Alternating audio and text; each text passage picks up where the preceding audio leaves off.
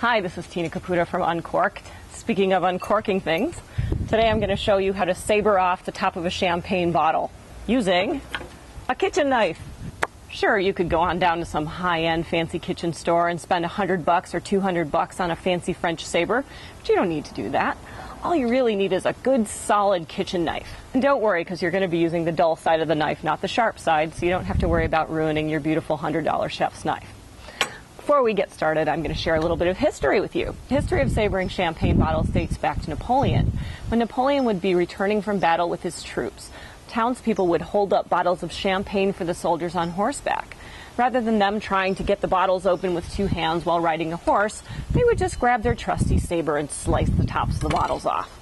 It's a pretty cool tradition, actually, and it's a lot of fun to do at dinner parties. So I'm going to show you how it works. Let's get to chopping. So the first thing that you'll want to do is you'll want to remove the foil from the neck of the bottle here so it's nice and clean, and remove the foil also from the top of the bottle.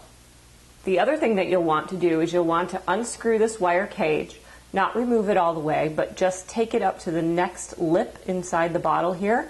And what that does is that will actually hold the cork in place if it should happen to start trying to fly out of the bottle before you're ready for the big show. So on every bottle of champagne or sparkling wine, there's a seam that runs down the center of the bottle. I don't know if you can see it best, probably right there. So it runs down either side of the bottle, and that's the part that you want to focus on when you're running your knife or your saber down the bottle to do your slice.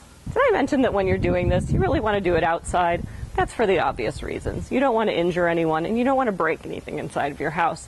So you want to do it outside where there's a nice open space and where you can also find the top of the bottle later on. What I want to do here is I want to gently glide the knife down the seam of the bottle. The point where the seam meets the lip of the bottle is actually the weakest point in the construction of the champagne bottle. When you do this, you don't want to stop or hesitate when you get to the lip. You just want to go clean on through. And you don't have to use a lot of pressure. Just do a one smooth motion. Ready to do this thing? Let's do this thing. All right, we're going to do it in 3. Are you ready?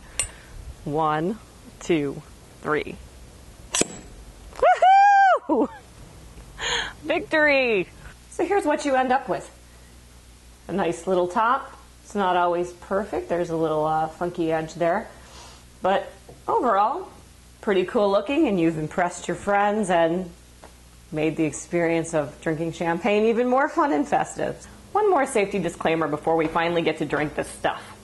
The bottle can be kind of sharp, so be careful when you're pouring it, holding it, and disposing of it, so you don't end up cutting yourself. Cheers. Here's to you. And here's to Napoleon.